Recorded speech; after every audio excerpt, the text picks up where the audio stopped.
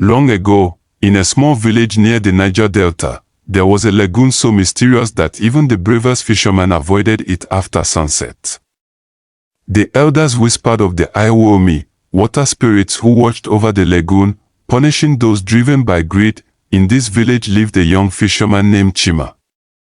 He was poor, but ambitious.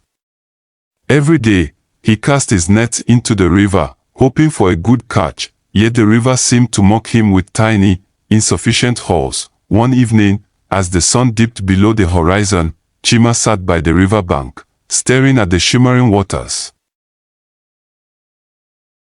There must be a way to rise above poverty. I will ignore the elders and visit the lagoon. Ignoring the village elders' warnings, Chima took his canoe and paddled toward the lagoon under the silver light of a full moon. The water shimmered strangely, reflecting not the moon but an eerie, glowing light. The air smelled of salt and something sweet, like sugar and danger mixed together. Suddenly, the water stirred, and from the depths rose a figure draped in water lilies, her hair floating like black silk. Her eyes glowed like molten gold. "You come seeking wealth," the spirit whispered. I want enough to feed Her my voice family was and rise above gentle, poverty. yet every word seemed to echo in Chima's chest. Chima swallowed his fear. "Yes," he admitted. "I want enough to feed my family and live a better life." The spirit's smile was both beautiful and terrifying. I can grant your wish, but every gift has a price. Choose wisely. Chima, blinded by desire, nodded without hesitation. The water around him bubbled, and in an instant, his canoe was filled with gold coins, pearls, and precious stones that sparkled under the moonlight. Joy surged through Chima. "Finally, my life will change." The next morning, Chima returned to the village, excited to show his newfound wealth.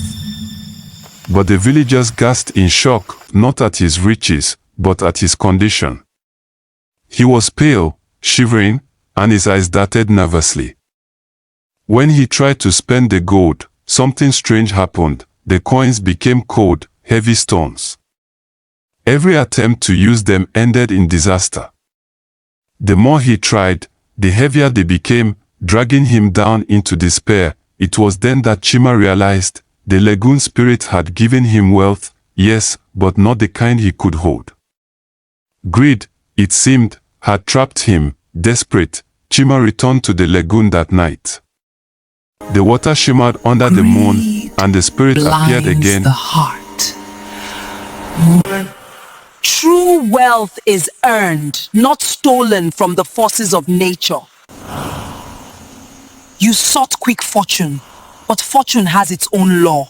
His head.